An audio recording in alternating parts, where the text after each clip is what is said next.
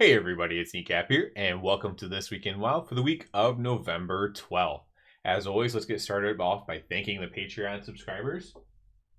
We have Mario Casillas, Brett Pally Rocks, Nick Rada, and Peter Burnham. Thank you guys so much for the support. Now, let's get into talking about what's going on this week in World of Warcraft. We have a decent amount to talk about this week, despite not a ton of things going on. First, let's go through the basic stuff. We have, of course, the anniversary event still going on. Plenty to do there, pretty much. We have a Moonkin Festival for today. I have done this before. It's nothing big. It's kind of like maybe an RP event that you can make, or something you can make into an RP event. Nothing big there. We have time walking still going on. This is going to be going on throughout the anniversary event. If it's going to continue to go in order, I suppose this week would be Wrath of the Lich King time walking, because we had Classic and then we had Burning Crusade, so I imagine this is going to be Wrath. Without knowing that for sure, I do imagine that to be the case. We also have the World Quest bonus event going on this week. World Quest bonus event's always the one that's kind of worth doing in my opinion. It's kind of just free, as far as, especially when the World Quests were good. The only time this wasn't the case was kind of in Shadowlands, when they made the World Quest event much more difficult because, well, they didn't make the event more difficult, they made World Quests more difficult, which then, you know, led to people not really doing them anymore, because they were just kind of annoying. And then the last thing we do have is PvP Raw Comp Stomp. This is a good way to get honor and stuff like that, and just farm honor really quickly. It's kind of easy. It just is basically one that exists to train bots, like PvP bots, in case they ever want to use them for anything. And yeah, it's very simple to do if you care to get honor and stuff like that. Now let's talk about all the other stuff going on in the game. I think it's probably apt to start with talking about the secret finding stuff. So I did a video on the next big secret that's likely going to be, we have a little bit of an update on it, but solved within the next, month, 2 months, however long it's going to be. And that's for a Fell Cycle mount. It's very similar to the Mountain Dew mount, but it's a green version of that.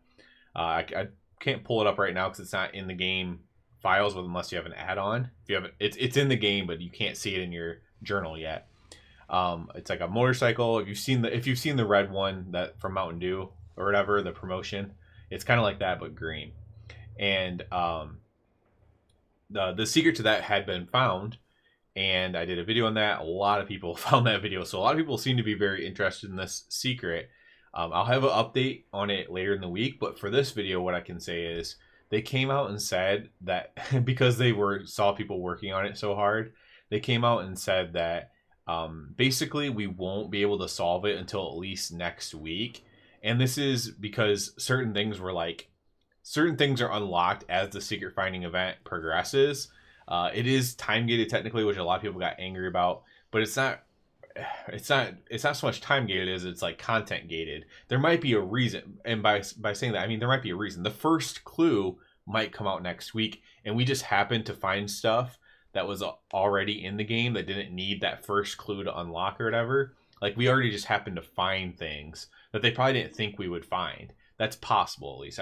Maybe that's not the case. Maybe the first clue was the lake with the wisps, or the pond with the wisps. That could have been the first clue, granted.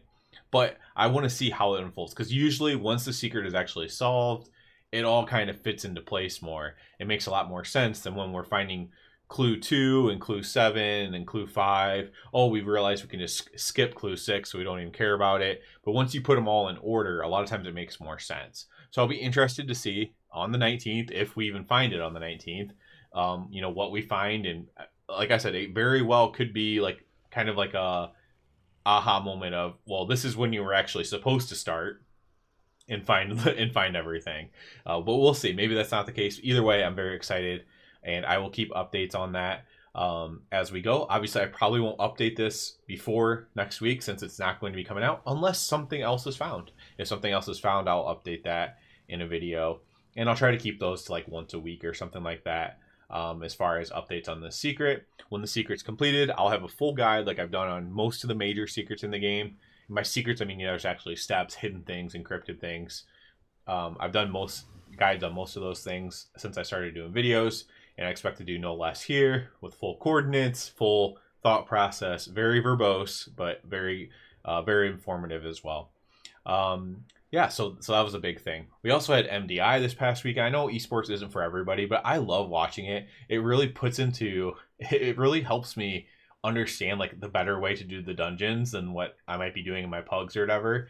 It's so cool to see certain things, see things I didn't even know existed in the dungeons. I didn't even know there was a tailoring stun in Arakara. I didn't know tons of these things. And I'm watching the MDI and I'm like, well, that's really cool. It actually makes the dungeons much cooler, makes the dungeons much more interesting. For some reason, I never thought to stack all the volatile spikes on Edna, the first boss in Stone Vault, and then just have one line go through to break all of them. Just because it's so much easier to do it that way.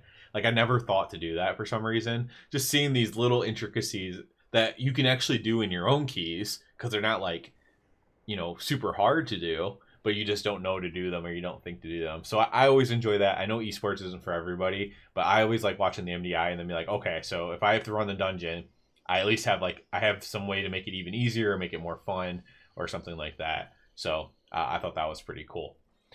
Also, we haven't had a ton of news coming out as far as the patch goes, but I still have my eyes on the patch for 11.0.7. I'm guessing that comes, I don't know, maybe they did release an actual date, but I'm guessing that probably comes out at either the end of the month or very early in December, like before they go on vacation basically at Blizzard. But sometime within the next month, I'd imagine that patch would probably be out. Also, based on what I saw from people who do a lot more PTR type content, where they're just kind of on the PTR all the time, apparently this patch is very much ready to go. Like, this patch is more ready to go than the current patch that we're on was ready to go by far, and it's not even out yet. So I guess it could technically come out whenever, and if I missed the date, I'm sorry on that. But I believe I don't believe they gave a specific date, but it could probably be within the next few weeks to a month for sure, when that patch comes out. So I'm definitely looking forward to that, getting the ring, going to the new zone, seeing what kind of hidden stuff could be there as well. You know, probably nothing huge secret wise, but you know, maybe some interesting stuff to do there as well. Other than that, you know, a lot of raid logging going on, I think, in World of Warcraft right now as we get to the holiday season. I know certainly my guild's kind of in that mode. I think I'm at, what, 633 item level? 633 item level. There's very few upgrades for me to get. A trinket luck would be an upgrade. A cloak would be an upgrade. And then I think I could get, and then I need to upgrade my crafted belt. And like I'm pretty far upgraded, I would say, and so I'm kind of like raid logging myself. That's why I'm diving so far into the secret event. Not doing too many dungeons right now. I only did one for the week for the +10 for a weekly, just because just one shot I guess at getting my Stormax shard at max eye level. But yeah, that's kind of the mode I'm in. So I'm actually really happy to have this secret finding thing to look forward to, even if I can't do it for like another week now. Really looking forward to being able to do that. I'm looking forward to the next patch and going in there and doing that. All that being said, I also wouldn't mind like even just, you know, not playing WoW as much, even though I'm having fun doing it. But it's like it's kind of cool to have a little bit of time to like be like, okay, I don't need to get on WoW right now. I don't have something I really want to do. When I've felt that way for, you know, months at this point. So I think that's actually kind of a really healthy way to look at it too. As long as, you know, when the next patch rolls around, you want to play again and it's good and stuff. I think that can be a good thing. Now, it's not a good thing if the next patch stinks and then you just don't want to play anymore. But it's a good thing if the breaks are warranted and, you know, sprinkled throughout the season or whatever.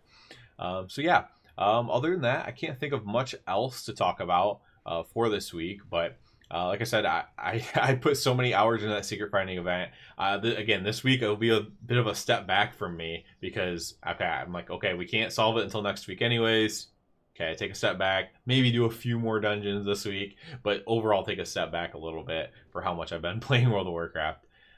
Again, despite having lots of fun, there's not more productive, but there's other productive things I could be doing other than that too. So that'll be it for this one, guys. As always, I do ask you to please subscribe to the channel. If you're already a subscriber, I encourage you to check out the Patreon. And other than that, everybody have a good one.